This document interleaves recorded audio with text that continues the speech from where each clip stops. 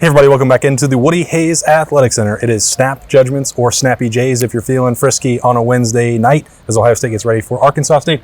The Dire Wolves? Dire Wolves. I don't know. I stole that from Bill Landis earlier. He's right here. That's Jeremy Birmingham. I am Austin Ward. An eclectic group of Buckeyes chatting with the media tonight. So what did we learn, Bill? These guys are like super, super confident in Jim Knowles to like kind of a remarkable degree. Maybe you have no other choice but to buy into the guy who's calling the defense, but it felt apparent since he got here, and obviously you feel even better about that after the game they had on Saturday night, but like listening to Ronnie Hickman and Zach Harrison and JT Tuimoloau just talk about how like that 54-yard play gets out on the first play of the game, like they don't care.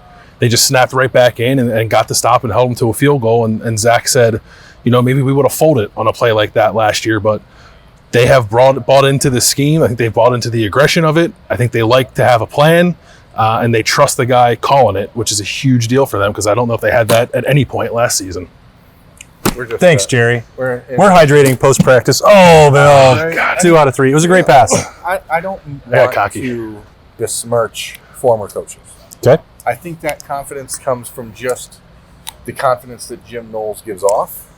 And it's not confidence by itself, it's competence and confidence, and one leading into the other. I think it seems very clear to the guys we talk to on the defense that they buy into Jim Knowles because he's proven to them why what he does works and how it works. And for young kids like this, and that's sometimes I think we forget that these are still relatively young football players, they have to see the proof on the field. And it's easy to see it in the film room and show what he did at Oklahoma State, but until it translates here, and now you have that first game to play off of, boy, that's a really good way to start things. I think there's an interesting part of what Bill said, which is he's the play caller. You don't really have a choice, but you do have a choice. Yeah. And you can see which one they make when they play. And for all of the great things that Kerry Combs did for Ohio State, the era of him as the defensive coordinator did not seem to resonate with the players. They would say some of the same things that were said tonight by Zach Harrison and Cameron Brown, JT Tuimoloau, and others about how much faith they have in him and their ability to communicate, and that's fine. There's also a different degree maybe to which they're saying it tonight compared to the last 2 years, but that stuff winds up being secondary or irrelevant to the way that they play on a Saturday. And the fact that Zach Harrison, the quote you gave from him about last year we probably would have hung our heads and given up a touchdown, tells you that they didn't have a lot of faith in themselves and the scheme or the play calling or all of the above. Yeah, he said that's 6 last year. I think is what he said verbatim. I believe him because I would have thought I thought it was going to be 6 out there on Saturday night. I was sort of like, here we go again. And I give him credit for kind of bowing up there, and it starts with Mike Hall, I guess, but it's everybody on the defense. I think people probably fed off of Mike Hall getting that TFL there after they gave up that big play, but to not hang your head after that happens, because like Jim Knowles took a pretty big gamble. He called a corner blitz on the first play of the game, of the season, which is like I fully expected him to do something like that, but it was still kind of surprising to actually see it happen. And then it goes for 54 yards. Like, oh boy, this could not go well for them. But it did. And I think like him having the guts to call that, I think turned into their confidence to know that they could still stop the drive even after that play got out. Zach Harrison also said, speaking of Michael Hall, that the defense feeds off of his energy. And I think that's something that we kind of saw on Saturday night. But it's interesting to hear a senior say that about a guy making his first start. And him and JT Tuimoloau and Cam Brown all said that Aaron Donald, baby Aaron Donald. Baby Aaron Donald. Add that to your new 2022 season bingo card, folks. Yeah, you're going to hear Safety-driven defense, competitive stamina. Baby Aaron Donald is the new one. You're going to hear that a lot over the next few months. But, I mean, BAD, bad for short. He kind of looked bad on Saturday night, right? I mean, and in a good way. I'm talking like rip off 2 helmets and swing them at people bad. You know what I mean? Yeah. Really? Yeah. Is that something that happens if you're full-size Aaron Donald? Yeah. I'm just saying he's been known to do it. I'm just saying that we should probably try to decelerate when it comes to hyperbolizing. I'm saying that for the people out there who love when I say hyperbole or hyperbolic. But here's the deal. America. This was not an American moment. But it's coming. It is now. Like, he still only played one game. He still only had like 30 snaps in his career. Well, what's interesting, Berman, about this is that we didn't say that he was Aaron Donald. Yeah. 3 different Buckeyes did. And that, whether that's an apt comparison or not, that's how they think of what Mike Hall is doing. App doesn't matter. It is what it is now. I mean, it's now out there. It's in the ether. We're not going to slow it down. Yeah. You know? So this team has Aaron Donald and the best receiver in the history of the program. Correct. What else do they have? Best quarterback in the history of the Best program. quarterback in the history of the program. What other hyperbolic stuff can we throw out there? Well, where should we begin? Only Wednesday. First round draft pick after one start. I thought Jesse Mirko punted like Ray Guy on Saturday. Brad Robinson was phenomenal down in that punt inside the 10. I was a little disappointed in him, though. I told him, like, that's your only celebration for downing a punt inside there? Like, ooh. You act like you've been there. Well, that's right. He and Drew Chrisman used to really get after it. Yeah, because he's maybe Cam Johnson, too, because he's been here for 55 years. And that's when he was, 19 years old. Yeah. This is 7 years later. Okay, that makes sense. He's a doctor now. That makes sense. Where else should we go? The offensive line situation. We saw Luke Whippler walking off the practice field. We did not get to watch practice, but he did not have a boot on. He didn't seem to have any issues moving around. I think Luke Whippler, if they have to play him, which they don't against the Dire Wolves, will be able to. The fascinating part about this discussion where, Bill, we've talked about, does Matt Jones slide to center, Enoch Vimahi come in, or Jacob James?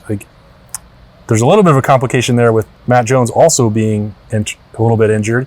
He had on a shoe tonight on his right foot that was about 7 sizes too big for his feet. And he did have to come out of that game. We saw them shuffling. That's why Enoch Vimahi got in the game.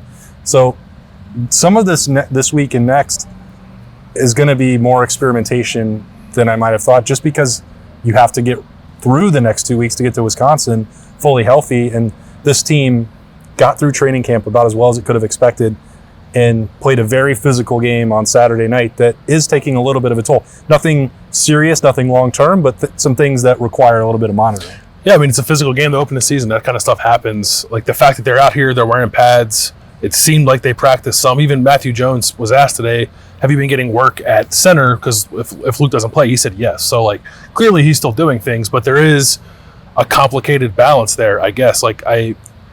Their first 5 will probably be their first 5. Maybe Luke doesn't play, but I think I don't think they're going to start like Jacob James against Arkansas State. Like a kid walking off the field today, and I mean, you can only take so much away from that. But he looked like someone who would be able to play. Same for Jackson Smith-Njigba, which is what we thought on Tuesday, that if it was a game that he had to play, he probably could. Now, as you said, that balance of is it worth it? Right. Or is it an opportunity to get some of these other guys some reps they may not get once Big Ten play starts? Because this is a fairly tough, conference schedule for Ohio State this year with teams they're playing. Mm-hmm. So it's not like you have a lot of the also Rams from the western side of the league that you're dealing with. So look out for Iowa, folks. Hey, you got Northwestern and Iowa. Honestly, the 3 teams are playing. Who's the worst team? It's Iowa. Yeah, those are who saw that? Those are 3 very tough. Those are 3 hard-nosed teams from the western side. Yeah. So you're going to have physical games with those teams. So I think you need the Arkansas State Dire Wolves and the Toledo Satellites. Mud Hens. I love the Mud Hens. But anyway, go Hens. Go Birds. Whatever, man. I'm just saying, you need to take these 2 weeks to get these guys some reps. So I wouldn't play them, but I think the encouraging thing... You wouldn't play them at all? Are you talking about you need the starters? I wouldn't play them this week. Okay. I think especially Jackson has to play against Toledo. Just to get some. Just to kind of get into the rhythm. Get back in the flow. Yeah. What else, Bill? Matthew Jones, another thing that he said was they were lobbying to run the football. Really? Which offensive linemen? A lot of people were. I think at one point during that game, I don't think it was they were screaming at each other in the locker room, what are we doing? Why aren't we running the football? But I think it speaks to the confidence that group has and is continuing to develop.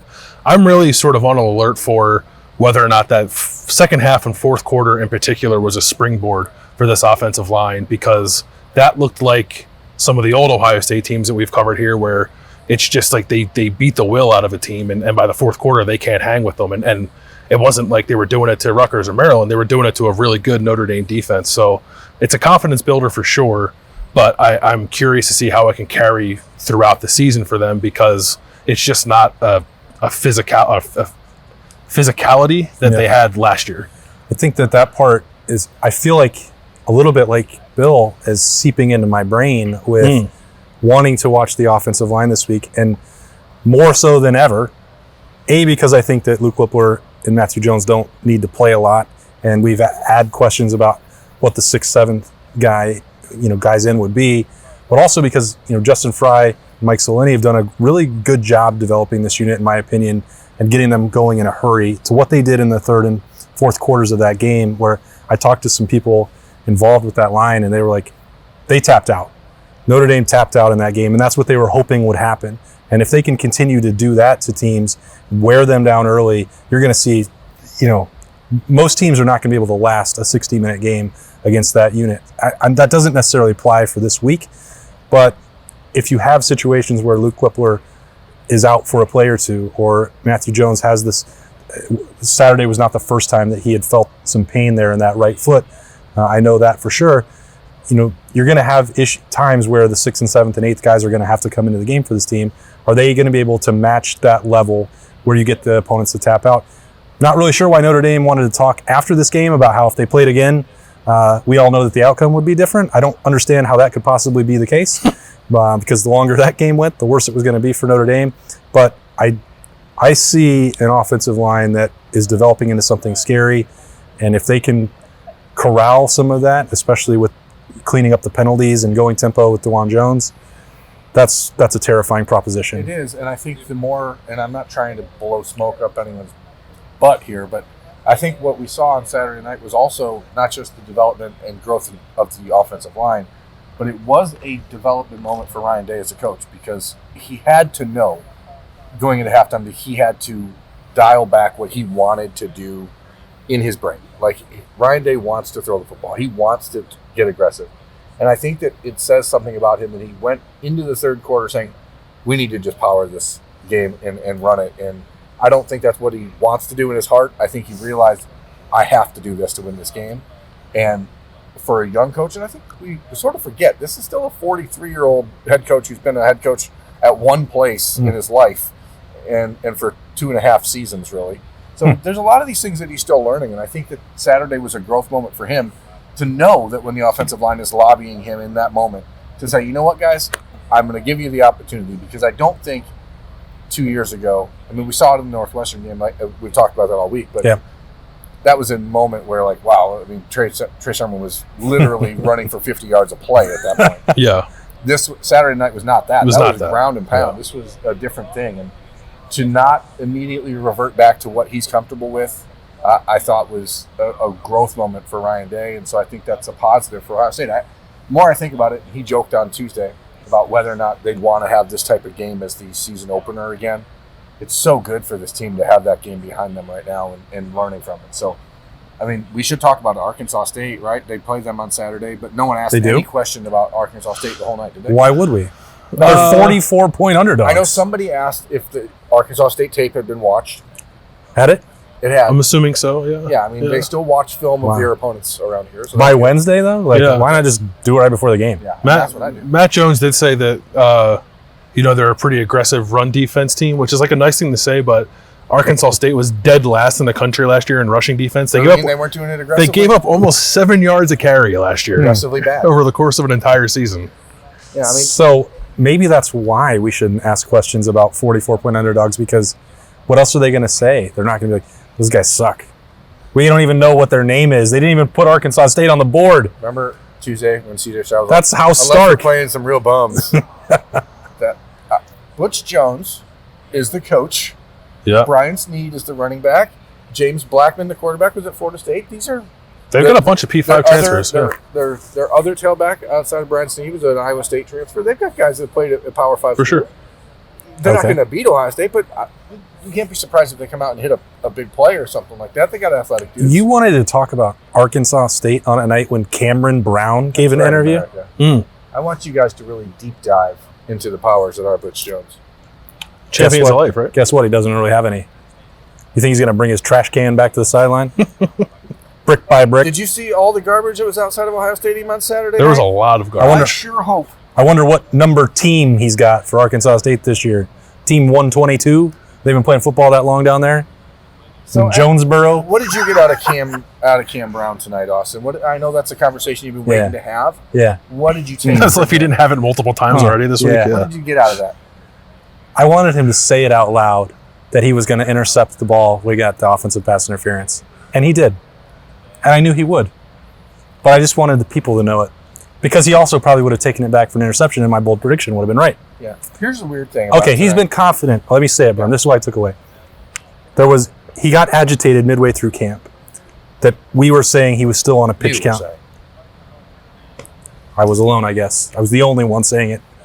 And there was a perception that he was still dealing with injury, still concerned about injury. Ohio State was going to put him in some of that Bill Landis bubble wrap to make sure that he's safe so that he can get through a season. And midway through camp, he was fully done with that. He was not thinking about the injuries that had happened in the past, that the next thing could go wrong at any moment. And once that part was out of him mentally, the physical stuff from him has never been in question. He's one of the most gifted athletes that you're going to see. And he's fast, he's strong, he can jump, he can draw offensive pass interferences that negate pick sixes that were surely going the other way. That's why he was committed to Nebraska. Well, yeah, absolutely. That's a great point. He is a player that can elevate the ceiling for this defense. I know that he's sick and tired of hearing people talk about his injuries. So I made sure to ask him about his injury tonight. And I said, Cam, how important is it for you to just get through a game and feel the same way leaving it as you did coming into it? And to your point, he said it was huge. Like that's what he's been waiting for. And I think that just in general tonight, Wednesday night's biggest takeaway is that Bill got to talk to Donovan Jackson and you got to talk to Cam Brown. And what about me? You had a moment with Cam Martinez over here. I saw that. Well, that's what I have to do. I have to try to sneak moments.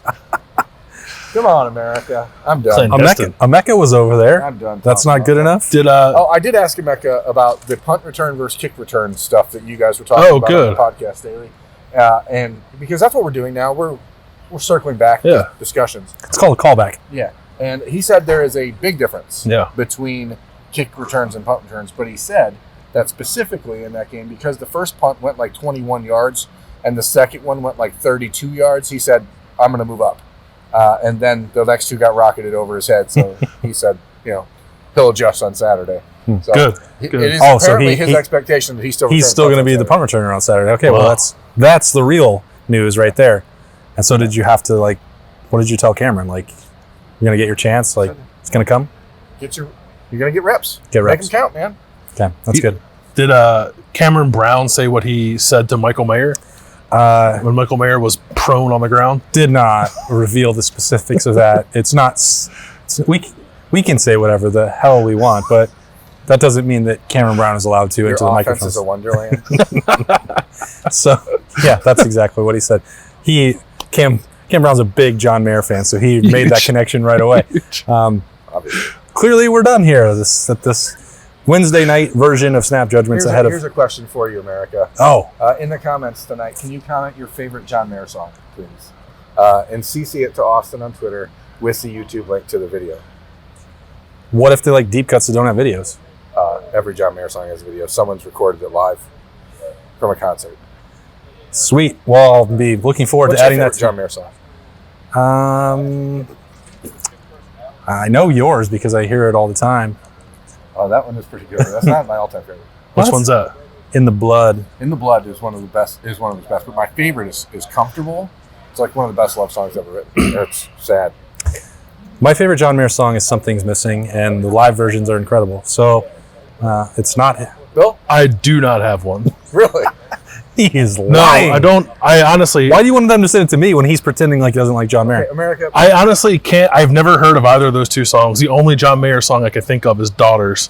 I don't listen to him, but he is an excellent guitar player. I also would put Edge of Desire is probably in that top 3 or 4 John Mayer songs.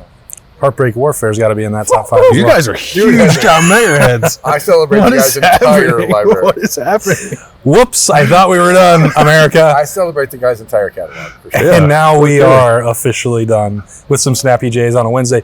You can tell we're ready for Arkansas State and Ohio State on Saturday. The good vibes are flowing out here. That's Bill Burham. I'm Austin. See you tomorrow.